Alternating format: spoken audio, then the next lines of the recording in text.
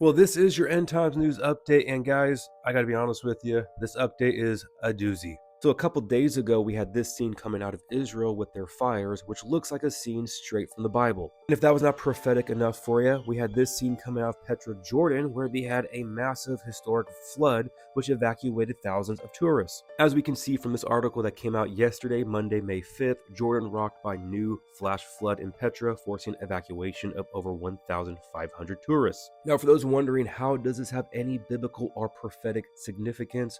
Well, it is speculation by most Bible scholars that the Jewish godly remnant during the Great Tribulation will find refuge in this ancient rock cliff city. This city of Petra will be the place that this remnant will survive there, protected by God for the 3.5 years after the abomination of desolation. And that was just the tip of the iceberg. We have a lot to unpack here with this news update, so just stay with me. So we have this coming out, how Mr. Golden Dawn is to visit Saudi Arabia, Qatar, and UAE in May. And apparently the main reason for this trip is because Mr. Golden Dawn is going to hold a summit for the Gulf leaders. As we can see by this report from Axios, Mr. Golden Dawn is expected to hold a summit with the Gulf state leaders during his visit to Saudi Arabia in mid-May. Now, why does it matter? Well, because Mr. Golden Dawn's first official foreign trip reflects the growing importance his administration is placing on economic cooperation and investments between the U.S. and Gulf countries. The summit will be a chance for Mr. Golden Dawn to present his visions for U.S. involvement in the Middle East and lay out his policy objectives in the region. Now, the bigger picture is that Donnie will arrive in the region as the U.S. negotiates a possible nuclear deal with Iran. And we have U.S. officials saying that Saudi Arabia,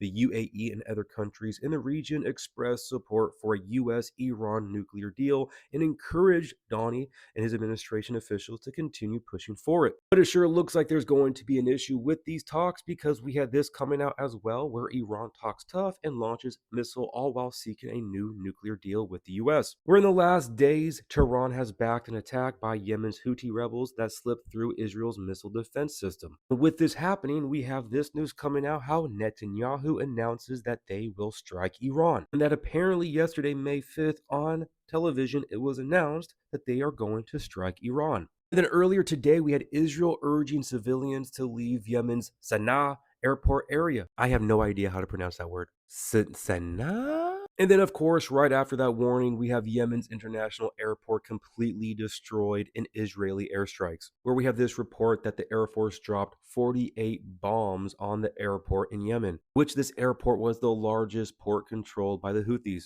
Now, after these attacks, we had Mr. Golden Dawn claiming that the Houthis do not want to fight, and he also said that the US will stop bombing campaign. But there seems to be conflicting information, because we have Yemen's Houthis denying that the group will stop attacking commercial ships in the Red Sea, saying that Mr. Golden Dawn's statement is not accurate. Ultimate confusion and chaos. That's the name of the game. And now, on top of all of this, apparently we have Mr. Golden Dawn teasing a very, very big, huge announcement ahead of the Middle Eastern trip. It's going to be the biggest, the greatest announcement you've ever heard. And with this very huge, big announcement, you have Carney saying that he is on the edge of his seat. Oh, I wonder what it's going to be. If this was all not enough for you guys, we also have this, where Israel says that Mr. Golden Dawn's Middle East visit is the window of opportunity for hostage deal. With this article, we have a senior Israeli defense official on Monday saying that Golden Dawn's upcoming visit to the Middle East is the window of opportunity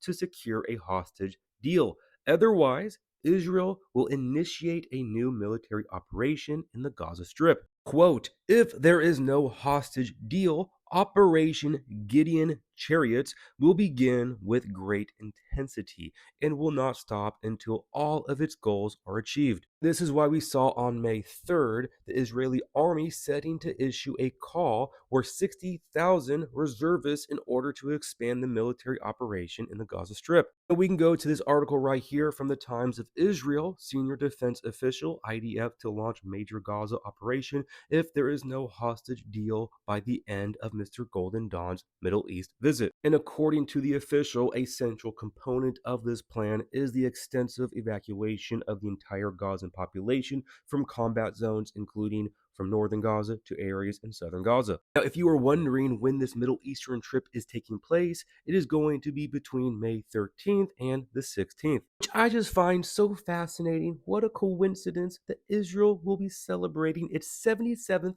Independence Day on May 14th. What are the odds? And on top of all of this, we have the Summer of Love 2.0 coming at you, with Antifa members have reportedly taken over the University of Washington campus in protest against Israel, with multiple fires having been reported. 2020 is so back, baby. Now, with this all going on, we also have China saying that it opposes ongoing Israeli military operations in Gaza, because you know how they really care about humanitarian issues. Okay. Now, if this was all not enough for you guys, we still have the issue between Pakistan and India intensifying, with India PM Modi vowing to stop waters which are vital to rival Pakistan. And if India did stop these waters, Pakistan earlier has stated that this would be considered an act of war. And what's extremely concerning is that we had this coming out where the Pakistani Defense Minister Khawaja Asif saying if India attacks and Pakistan's existence is threatened, nobody will survive. We won't let any other country live on this planet either. Once again, I announce my question. Who in the world allowed India and Pakistan to have nuclear weapons? And the timing of this all is impeccable, where we had this news coming out where the US has a $21 trillion underground network for only the wealthy to hide in case of a near extinction level event, which for those who know their Bible prophecy will be at the sixth seal in the book of Revelation chapter 6, where the stars in heaven fell to the earth as a fig tree drops its late figs when it is shaken by a mighty wind. Then the sky receded as a scroll when it is rolled up, and every mountain and island was moved out of its place. And the kings of the earth, the great men, the rich men, the rich men, you don't say, the commanders, the mighty men, every slave and every free man hid themselves in the caves and in the rocks of the mountains, and said of the mountains and the rocks, fall on us and hide us from the face of him who sits on the throne and from the wrath of the Lamb. But yeah, I'm not sure about you guys, but I think that sixth seal is what they're talking about right here with this near extinction event. Or maybe it's about India and Pakistan blowing up the whole world. Wouldn't that just be the peak of comedic tragedy? Now, speaking of India, we have Mr. Golden Dawn saying that India has agreed to drop tariffs to nothing, because it looks like India is going to be the new China for the US. And then we also have India's Home Minister asking states to hold a large-scale civil defense exercise on May 7th. Now, in some other news, we had Starlink still working in Spain and Portugal during their massive power blackout. Oh, you don't say. We have China building a robot with a human brain.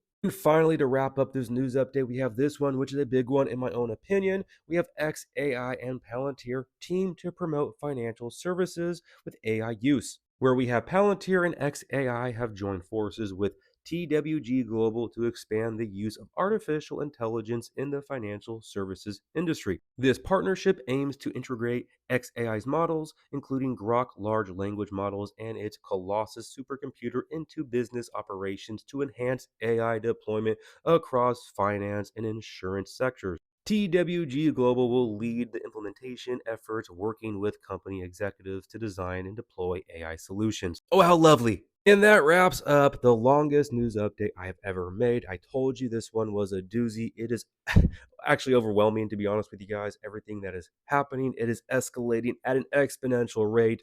But with that all being said, we continue to focus our eyes upon the Lord. And I cannot stress to you guys enough, I cannot encourage you guys enough to really get your spiritual house in order. Get right with the Lord. Rest in Him. Understand your identity as a child of God, sealed for the day of redemption, working on your heart posture, walking with love, walking with grace, walking with humility, allowing the fruit of the Spirit to come forth, and keeping your eyes on the prize, all right? Looking up, realizing that our redemption draws near. Do not be caught like a thief in the night. So with that being said, guys, I love you all so much, all right? God bless. Remember, the just shall live by faith.